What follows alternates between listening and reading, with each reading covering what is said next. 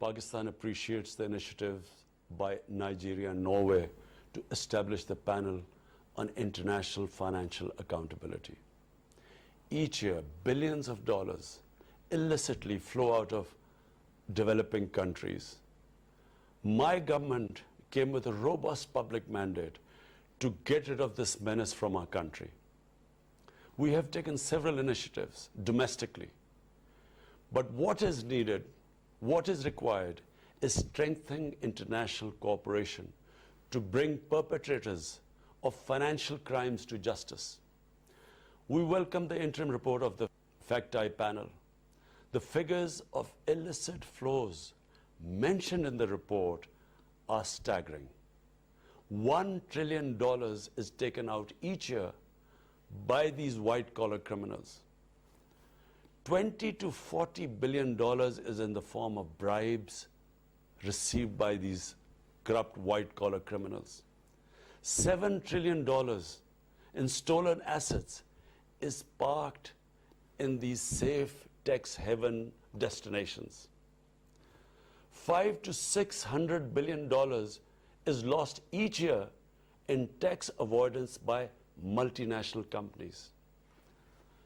This bleeding of the poor and developing countries must stop. The international community must adopt decisive actions. And these are the ones I propose. Number one, the stolen assets of developing countries, including proceeds of corruption, bribery, and other crimes, must be returned immediately. Two, the authorities in haven destinations must impose criminal and financial penalties on their financial institutions which receive and utilize such money and assets. Three, the enablers of corruption and bribery, such as accountants, lawyers, and other intermediaries, must be closely regulated, monitored, and held accountable. Four, the beneficial ownership of foreign companies must be revealed immediately upon inquiry by the interested and affected governments. Five, multinational corporations must not be allowed to resort to profit shifting to low tax jurisdictions for avoiding taxation. A global minimum corporate tax could prevent this practice.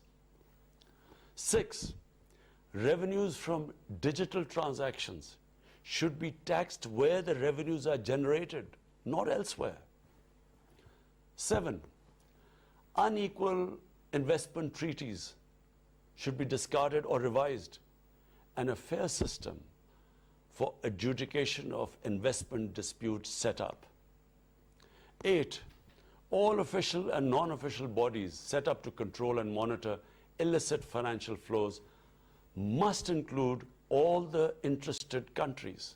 Nine, the UN should set up a mechanism to coordinate and supervise the work of the various official and non-official bodies dealing with illicit financial flows to ensure coherence, consistency, and equity in their work.